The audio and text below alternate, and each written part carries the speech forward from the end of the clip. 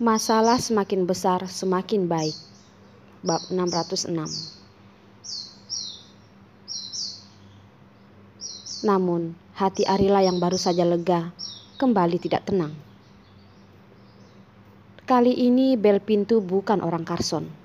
Mungkin berikutnya adalah Carson. Selama dia ingin, bagaimanapun dia akan menjemput Rila kecil. Arila ingin meminta Carson membiarkan Rila kecil bersamanya. Tetapi dia tidak bisa begitu egois. Rila mengikutinya. Bagaimana dengan Carson?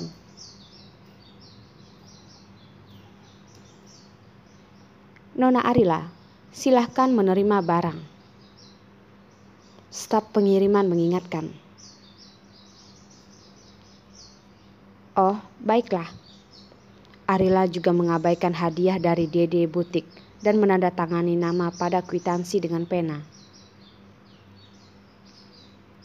Meskipun dalam hatinya berpikir Rila kecil dibesarkan oleh Carson. Carson ingin mengambil hak asuh Rila kecil itu wajar. Tetapi Arila masih tidak rela. Dia melewatkan pertumbuhan Rila kecil selama 3 tahun. Maka dia berharap dia dapat bersama Rila kecil setiap hari.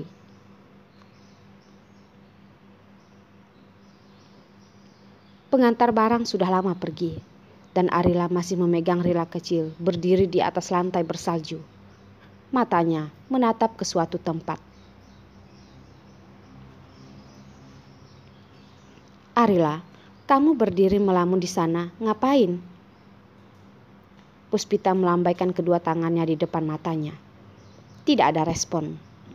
Dia pun menggunakan jari tangannya menyodot Arila. Arila, apa yang kamu pikirkan?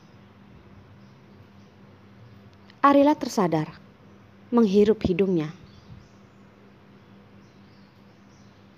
Sedang memikirkan apa?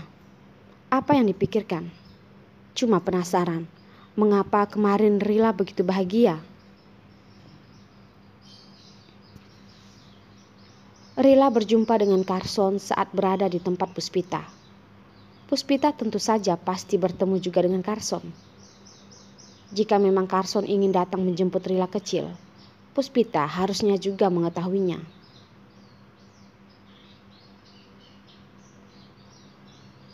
Mengapa kemarin begitu bahagia? Puspita menggaruk-garuk kepalanya. Kami berdua di rumah hanya menonton kartun. Semuanya versi Inggris. Sambil nonton, sambil belajar. Tidak diragukan lagi, bocah ini penghafalan Inggrisnya sudah jauh sesuai standar. Sekali ngomong terdengar seperti penduduk sini. Bahkan aku yang sudah tinggal setengah tahun di sini, saat berbicara masih terdengar intonasi pelafalan daerah asal. Puspita banyak berbicara dan sangat tidak nyaman sambil menggaruk kepala. Arila sudah mengenalnya bertahun-tahun, sudah tahu jelas jika dia sedang berbohong. Dia akan terbiasa menggaruk kepala dan banyak berbicara jika sedang berbohong.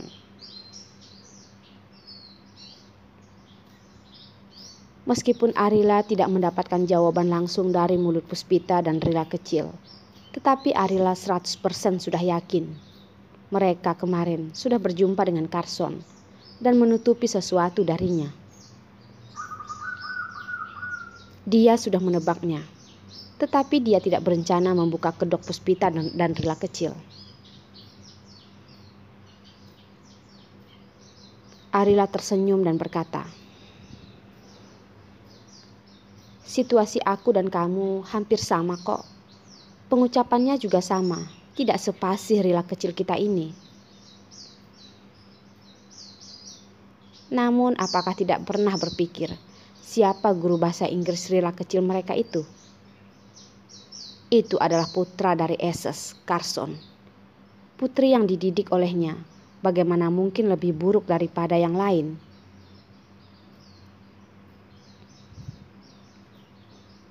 Arila, jangan khawatir. Rila, kami semua akan membantumu menjaganya. Tidak akan ada apa-apa. Kamu jangan khawatir. Puspita tahu bahwa Rila kecil senang bertemu dengan ayahnya. Tetapi dia tidak bisa memberitahu Arila.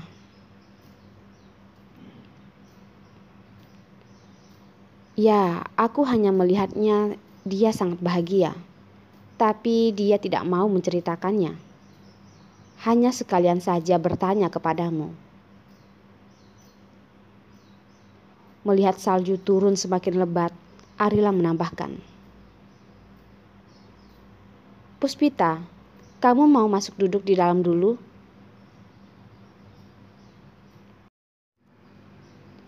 Aku tidak bisa masuk lagi.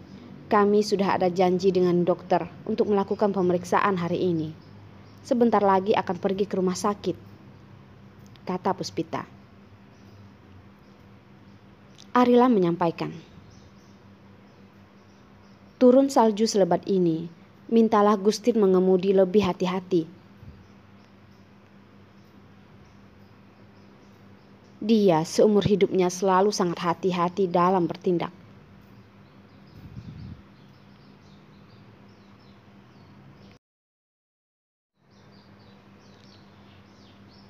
Dan pada waktu bersamaan, di dalam pila di sebelah, Carson juga sedang bersama bawahannya, melakukan konferensi video. Tuan Carson sudah terlacak. Proyek Marga Gerina dengan freelance benar ada yang mencurigakan. Manajer penanggung jawab proyek freelance telah menerima pila seharga 200 juta yang tidak diketahui asalnya. Saat konferensi video, Henry berdiri tegak, sedang menghadap ke kamera, melaporkan situasi terbaru kepada Carson.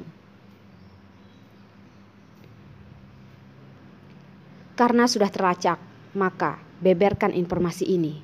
Semakin heboh, semakin bagus, kata Carson sambil mengangkat kakinya, duduk dengan elegan dan memberi perintah. Henry berkata lagi, sudah menjalankan sesuai yang Anda sampaikan dan bahkan sudah menambahkan informasi yang tidak valid. Keluarga Gerina juga sedang menggunakan cara hubungan masyarakat. Carson menyipitkan matanya, lalu berkata, beberapa hari ini aku sangat sibuk. Untuk masalah ini, kamu mau bagaimana mengatasinya, itu terserah. Hanya perlu setiap malam laporan kepadaku.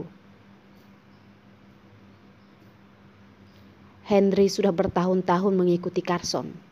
Carson percaya untuk hal seperti ini tidak perlu dia yang turun tangan. Henry dapat mengatasinya dengan sempurna. Sejak menduduki posisi direktur di SS, Carson tidak pernah meliburkan diri sehari pun. Sampai saat ini, dia tidak bisa meninggalkan istri dan anaknya, mengambil kesempatan ini untuk meliburkan dirinya.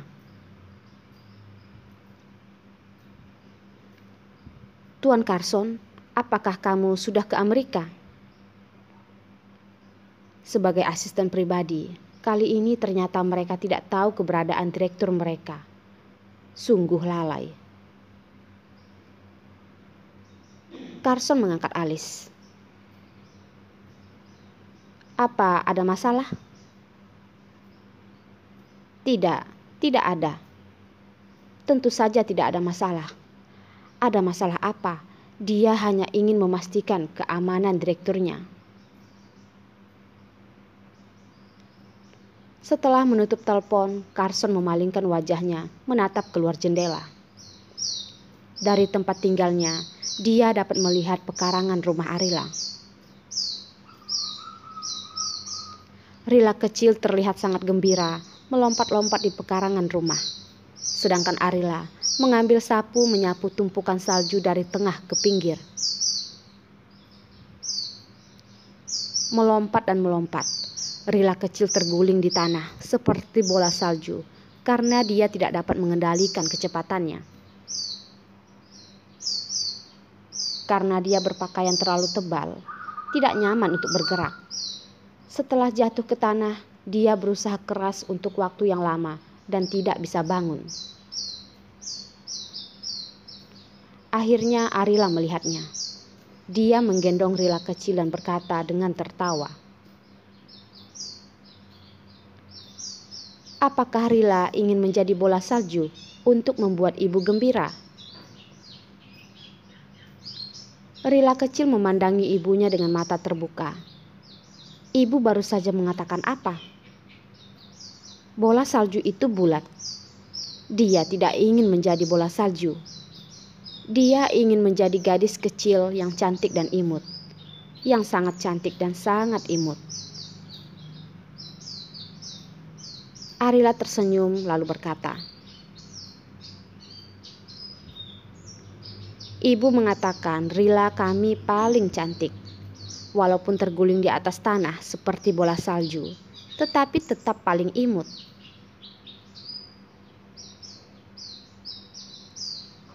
"Ibu, Rila adalah kesayangan yang dilahirkan ibu.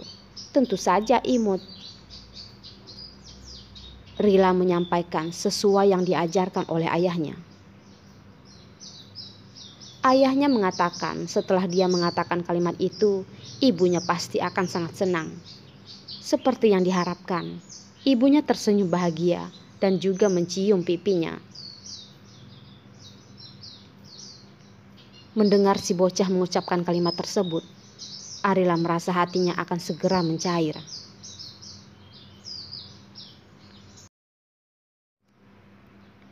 Melihat Rila kecil begitu pengertian dan imut, Arila tanpa sadar mengingat ayahnya Rila.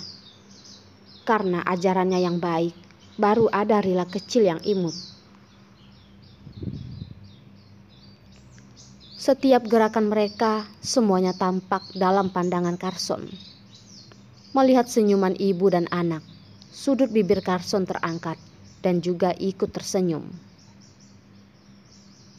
Namun, senyum lembut Carson menghilang tiba-tiba karena Arila. Dan itu merupakan keprihatinan yang mendalam di matanya. Dia tanpa ragu berbalik dan berlari ke bawah.